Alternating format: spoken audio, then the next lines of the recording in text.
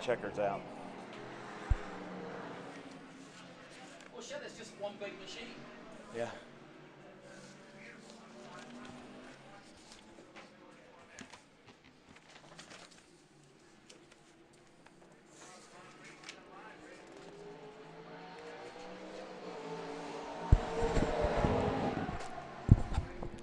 Yeah, I'm ready.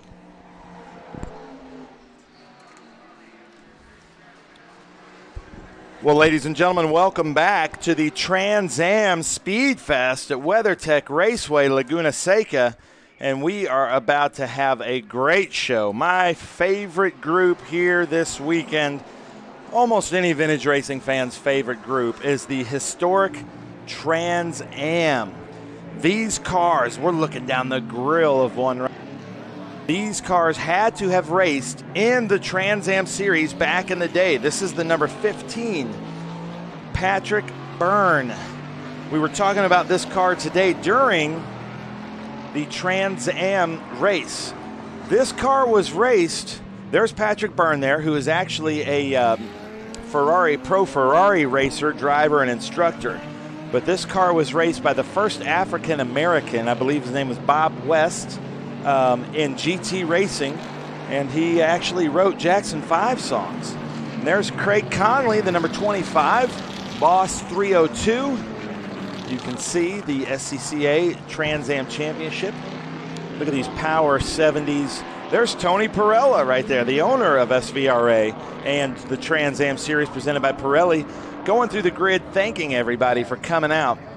Look at this. Get a good close-up, Tony, of the back of what the back of this car says that was hand painted. That's Ken Adams there in that Reventlow, but it says Ford the going thing. There's Jay Biddle. There's mounts on the top. See those holes in the top right corner? Those were for Shelby to make movies, and there's Jay Biddle giving us the thumbs up, but Carroll Shelby mounted cameras on top of that car I can't remember the name of the movie. I'm sure you guys can leave a name of the movie in the comments, but that was the camera car for Carroll Shelby's car. Here we are in the historic Trans Am group. There's the 78 of Steve F. Tamu. Steve, I'm going to get your name wrong the whole time. The Ford Boss 3. Look at that Camaro, the number 13, Dennis Singleton, 1970 Chevrolet Camaro. My Camaro on my sheet has an E in it. There's no E in Camaro. That's Andrew Alcatzer.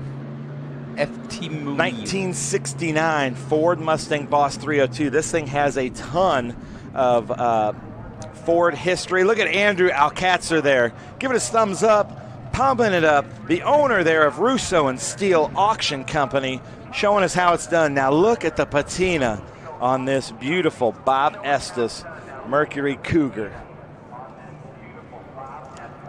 As Scott Conway comes into the booth to join us here for historic Trans Am. Look at that patina. You gotta love it, ladies and gentlemen. Like it was just pulled out of a barn after a 40-year slumber to come out and race with us. That's the Mercury Cougar of Michael Eisenberg. Look at the nose of that car.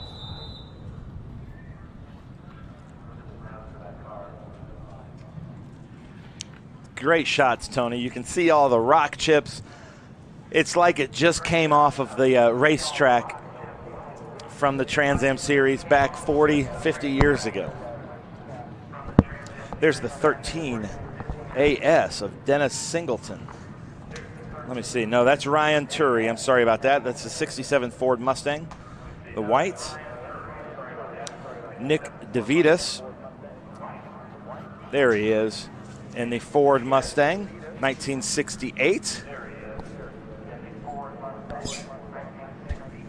The number 28. Beautiful car. That's Ronald Atchley, 1968. Chevrolet Camaro, spelled correctly on my sheet, just like that badge that we saw from Tony. We're getting 3 minutes on the grid. We get a thumbs up. Tony, get us a thumbs up. Oh, we got a fist. There we go. I like it. I like a fist too, Ronald Atchley.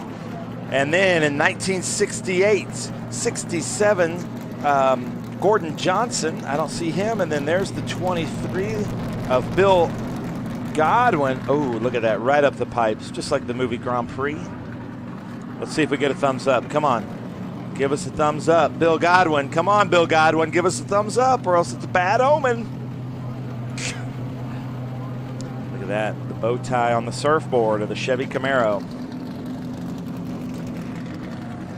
So these cars, there's the thumbs up. There you go. And a little fist pump. So in historic Trans Am, these are cars that actually raced just as they were in the Trans Am series from 1966 to 1972 at the Trans Am SpeedFest. We get great shots there of Mission Foods, Turn 5. But Jonathan and Scott, this is vintage racing's most popular car group. What do you guys think of this? Well, yeah, and I mean, you know, Trans Am may have been only here for the 13th time, but back in the late 60s, Laguna Seca and Trans Am, I mean, this is where Mark Donohue and Peter Gregg, you know, Donohue and the Penske Camaro, you know, that was where it all, that's where it all sort of kind of congealed into what would be the glory days of Trans Am. And so these cars are the originals. This is where it all began, in the longest road racing series in America. Yeah. Yeah, the 1970s season here, and we've got the Sam Posey 70 car. Richard Goldsmith couldn't be here today to drive it, but he'll be here tomorrow. You'll see it tomorrow, the slime green car. But the 1970 championship is probably the most talked about in Trans Am folklore. But Scott Conway, you got to love the roar of these cars. Oh yeah, these cars that I grew up with, the muscle cars, the Ford Mustangs of Bud Moore Engineering with Parnelli Jones and George Fulmer driving. As Jonathan mentioned, Mark Donohue in the Camaro, and then later on in the Javelin. And it was a very balanced series. We had Chevrolet winning several manufacturers' titles, Ford with 3 of them, American Motors with 2.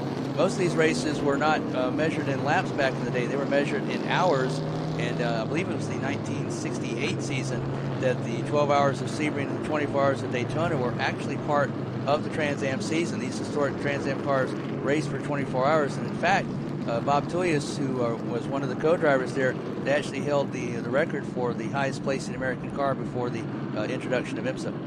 Now, you told a story, and maybe some of the viewers didn't hear it at the time, but this morning when you were on the grid, you got a great story about one of these cars and where the guy leant on the roof and bent the roof. And so they had to replace it. And I'll bet it's one of those stories where you've got all the horsepower, but then you make these cars as light as you possibly can. So you strip the metal down, you keep the shape, but to the point where they're almost like pieces of tin. So leaning on the roof could do that. Oh, yeah. Like Tom McIntyre has a Penske Camaro that has to have a vinyl top because they acid dipped it for so long back in the day to add lightness, as Colin Chapman would say.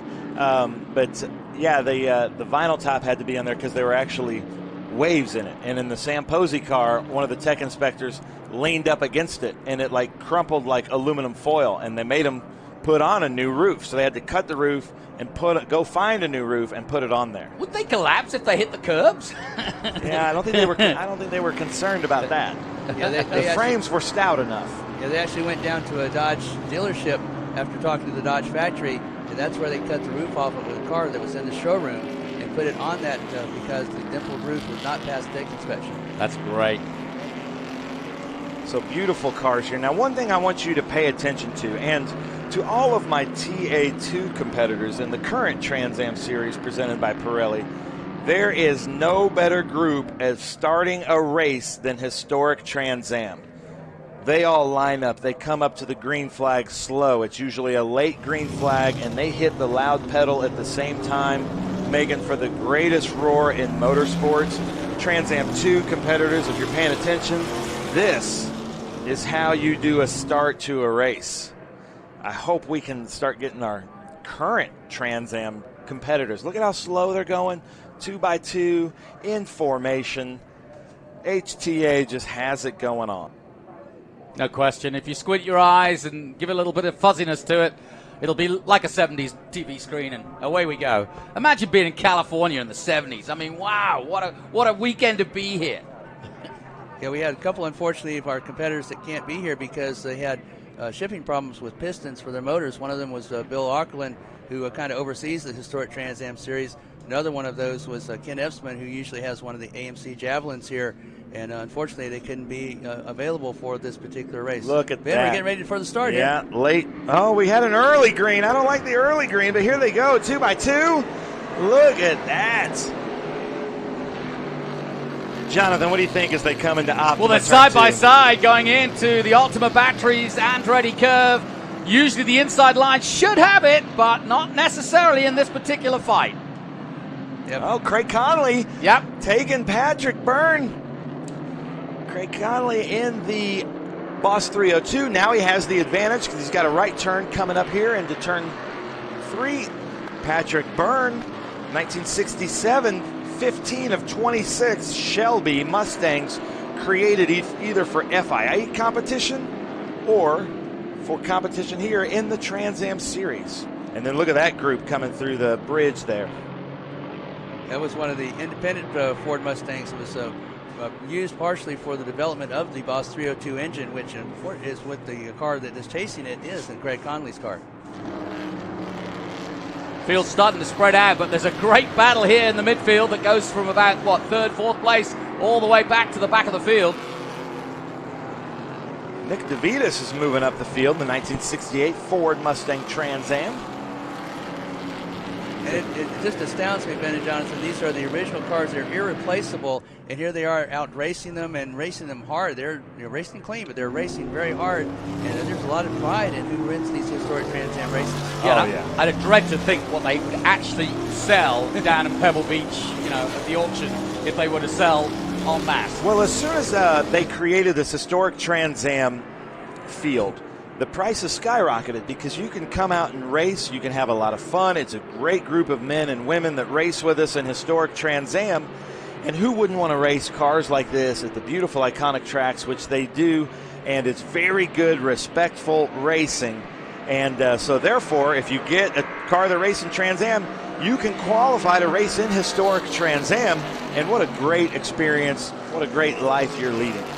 And they'll be with us 2 other rounds in the SVRA next weekend at Sonoma for the Mission Foods feature. And then later on in the year, they'll be at Watkins Glen. What great iconic tracks for these historic Trans Am cars to be on, Jonathan and Ben. Oh, yeah. I mean, look at that. I went out and had a close look at this car, and it's so beautiful in terms of preparation. It looks brand new. And look at it sliding that way. As you say, priceless. Most people will put it in a museum, and he's sliding it sideways. Precious metals, man. That car was just restored by Chad Raynaud, who works on a lot of these HTA cars. It was white with a black hood last time it was here. Craig Conley takes the inside, Mission Foods, turn 5. Nice move. There's Jay Biddle there in the Mustang Coupe. Yeah, Patrick Byrne has been the quickest car all throughout this weekend, but Craig Conley has certainly given him a lot to think about here as Conley and Byrne going at it. Byrne and Shelby, our American Mustang, and Conley in the Boss 302 Ford Mustang. I'm surprised not to see Ken Adams in the number 45, the Revetlo Boss 302, the maroon car. I wonder where he is. I thought he'd be up here up front with Craig Conley and Patrick Byrne. Byrne taking the lead again. And look at it, it's going off here as they come to 10. These two really going at it, pulling away from the rest of the field as they dive through 10. Already 4 lead changes in this historic Trans Am in the race. First lap. There's James Biddle. That was the camera car for Carroll Shelby America's movie. Leave a comment. I can't remember the name of the movie offhand, so leave a comment of the name of the movie. But you can see in the top right corner of the car, there's little holes that they mounted a camera to. Yeah, these cars are, again, this is a timed race, but most of them were measured in hours. I believe it was in 1968 that the closest Trans Am finish ever after 4.5 hours of racing at Green Valley Raceway in Texas in 113-degree heat. Dan Gurney won by 3 feet. And the reason it's measured in feet is because that was before transponders and computer scoring, but that is the closest Trans Am finish ever. And they had to get 2 people to get those feet out there. Yes, they did. Measure it. And all right, if you look at this. The starter was actually out on the track waving the flag. Wouldn't see that today, would you? Coming in, looks like Patrick Byrne's got the inside. Mission Foods turn 5. All that is giving James Biddle in third a little bit of room to catch up. There's Ken Adams, the number 45 now. Maybe Ken Adams was waiting for his tires to come up to speed. Maybe Michael Eisenberg was holding them up. I'm not sure.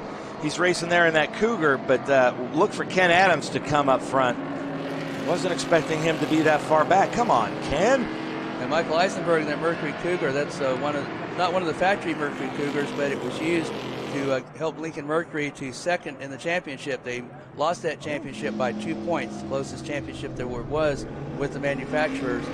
Budmore Engineering had the factory Mercury Cougars, and after the Trans Am sponsorship was pulled in Trans Am, they went to NASCAR racing with Tiny Lund, and he won the Grand American Championship, forerunner to NASCAR. Michael Eisenberg in a Cougar. He also races a Falcon with full interior trim with us. Beautiful black Ford Falcon. He just has some cool cars. That's Ken Adams there in that back of the train of three. Ken Adams must be struggling in that 45, but now he's back on the loud pedal.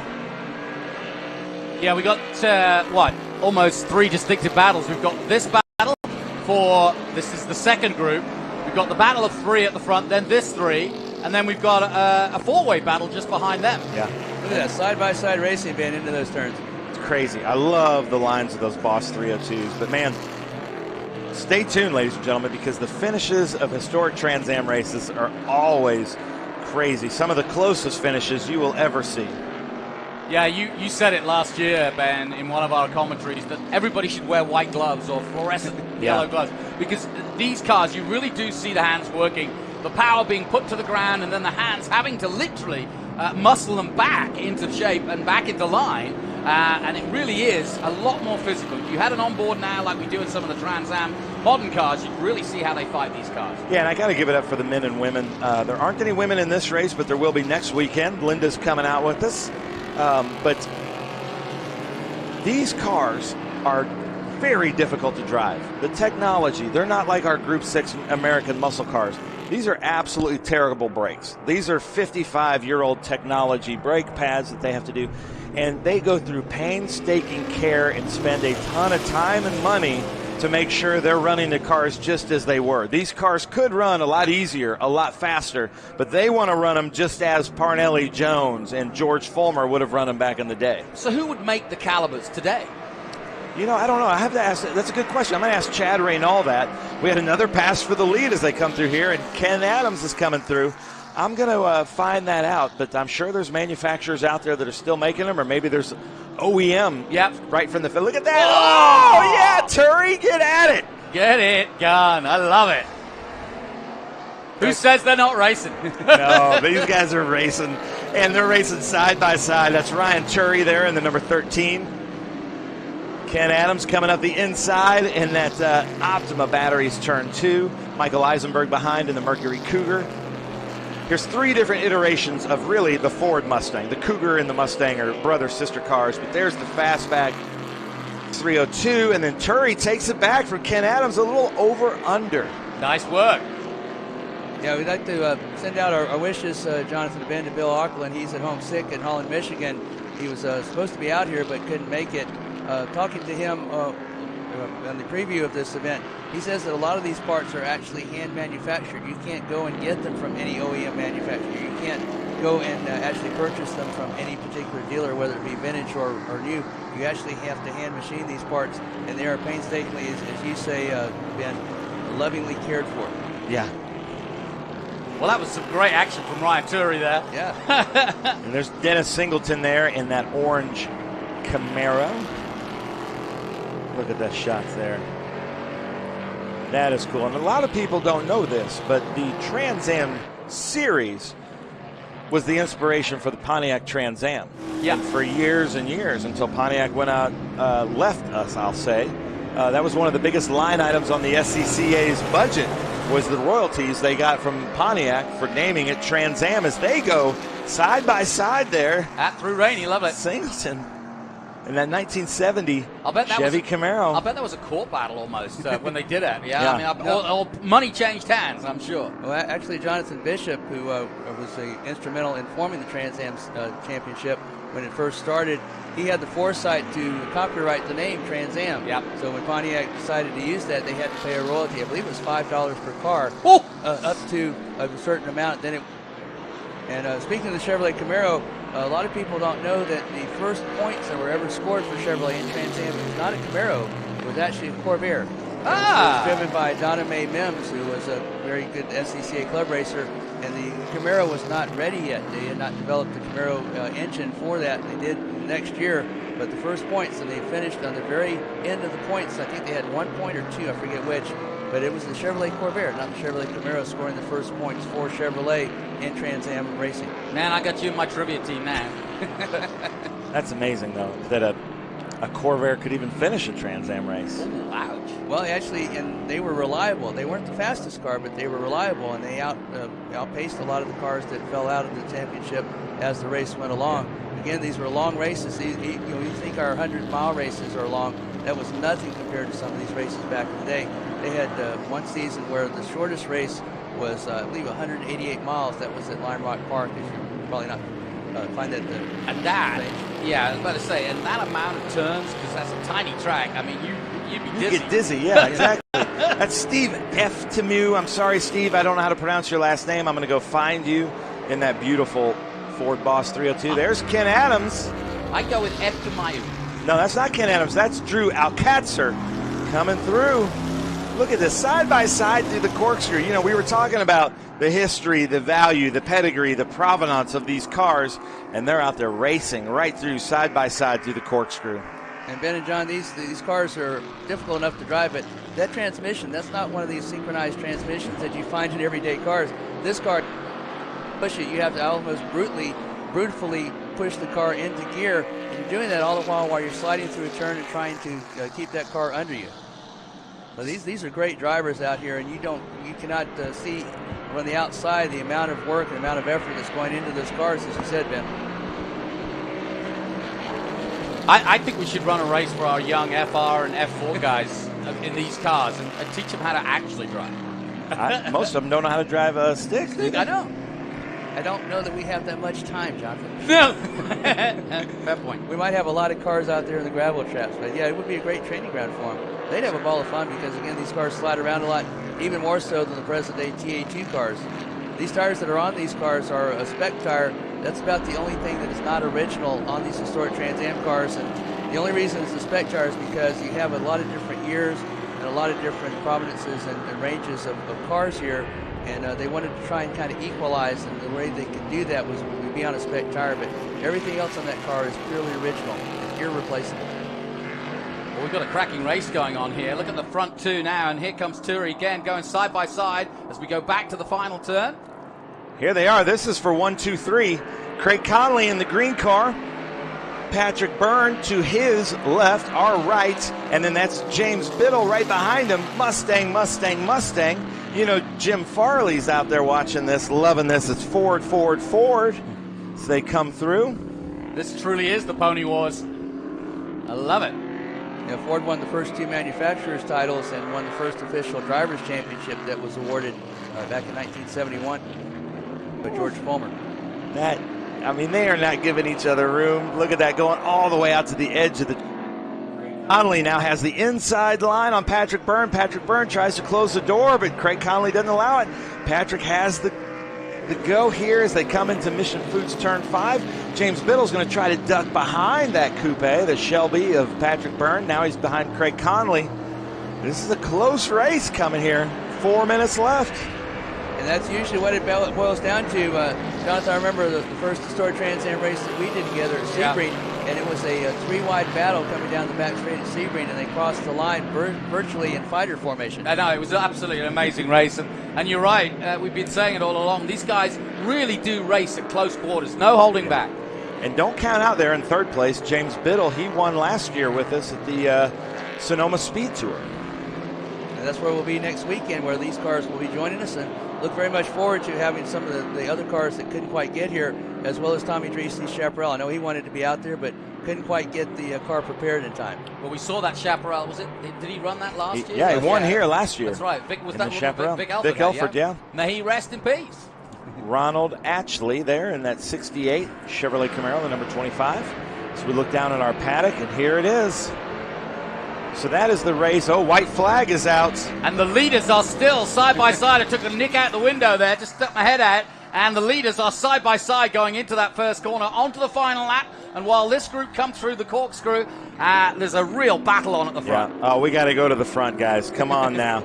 If you're listening, show us these leaders. Let's see which Ford Mustang is going to take the win there, Ben. I don't know. I'm going to go with, Craig Conley. I'm going to have to say Patrick Byrne, though. He's a really good driver, a professional Ferrari driver and coach. Brand new restored Shelby. Beautiful paint jobs. Here we go. Look at that. There's the number 15. Craig Conley's in the lead right now over Patrick Byrne, followed by James Biddle through Mission Foods turn 5. Who's it going to be, Jonathan? I think you're right. I think the second place man's looking very quick indeed as he heads towards 6. And our man Marley, he's got it covered. Look how close they are. This is great. Up the Ray Hall straight then for the final time. Ooh. It could end up in tears at the corkscrew. Uh-oh. Is it going to be Conley or we'll see? Great racing throughout. And here they come. Yes, Patrick he's got Byrne it. takes He did it do over it. Conley. He did do it. Well, in the corkscrew, the last place you think you could make a pass, but there it was. Historic Trans Am Racing. Oh, it's in the not corkscrew. over. Look at this. No, Conley's up right behind him. And let's see who takes turn 11 the best. It's going to be a torque. And who's got it here after turn 11? Drag race of the Oh, James Mustangs. Biddle to the inside. This could be a 3-way drag race. Here we go. One more straight. And he's got it surely now. The 15. Craig Conley. Wow, just by the slightest of margins, it's Craig Conley. No, it's Patrick Byrne, Byrne, wow. James Biddle, and then Craig Conley. Wow, Craig, it was so close. Craig Conley, I think he maybe, I don't know what happened there, but Biddle James got Biddle. him on that last corner. Yeah. And he's clapping Yeah. in the, he's Yeah, clapping in the I car. Conley was in the lead there, and something happened as he came out of turn 11. Both those drivers getting Look by. at this battle, though. Singleton takes the lead of this group. They come up through to the corkscrew, and that's the great thing about HTA and it's not just about the front runners. It's the mid pack. It's the back pack. It's just you're having fun with whatever pack you're in. Oh, Ken Adams and Turry. For fourth. This is for fourth. Let's see Ken Adams get on that loud pedal, but Turry looks like Turry's going to get it there in the white car. Photo finish. Wow. Almost. Yes. Turi's got it now.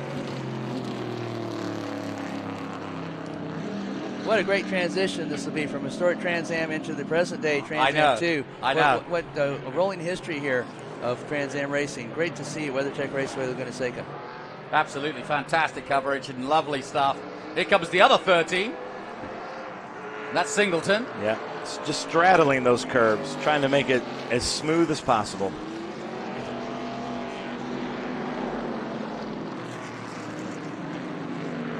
Oh, Andrew Alcatzer there, just taking it. Nice job. Gentlemen, thank you. What a great show and historic Trans Am at the Trans Am SpeedFest. Almost 60 years of Trans Am history here with us. Yeah, I know. Best part about this is they'll be doing it again tomorrow. Yeah. Another feature race for historic Trans Am tomorrow, Ben. And I will be shocked if it's not this exciting. Excellent stuff. Well, we wanted to show you the history of Trans Am, and coming up in a moment we'll have the qualifying for TA2, and for those of you watching out in the grandstands, absolutely superb.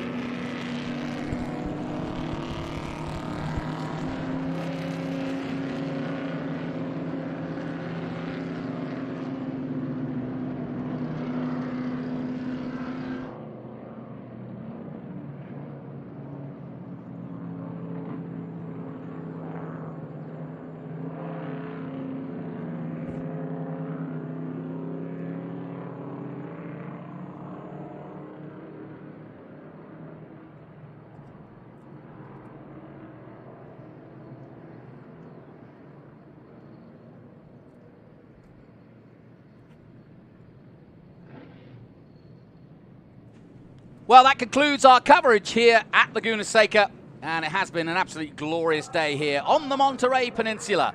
And we do it all again tomorrow when we'll be showing you Trans Am, SVRA, and all part of the Speed Tour. Well done to our historic HTA racers, putting on a great show to end our coverage today. Join us tomorrow, tune in on the live stream, and don't forget the CBS coverage as well for our modern day Trans Am throughout the season.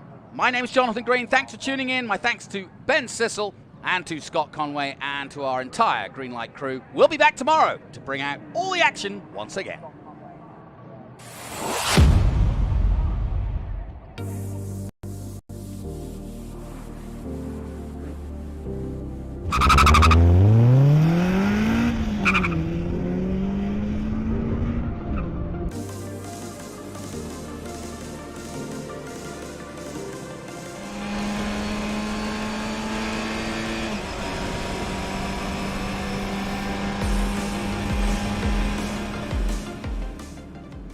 One of the main reasons for poor vehicle performance is a dirty fuel system.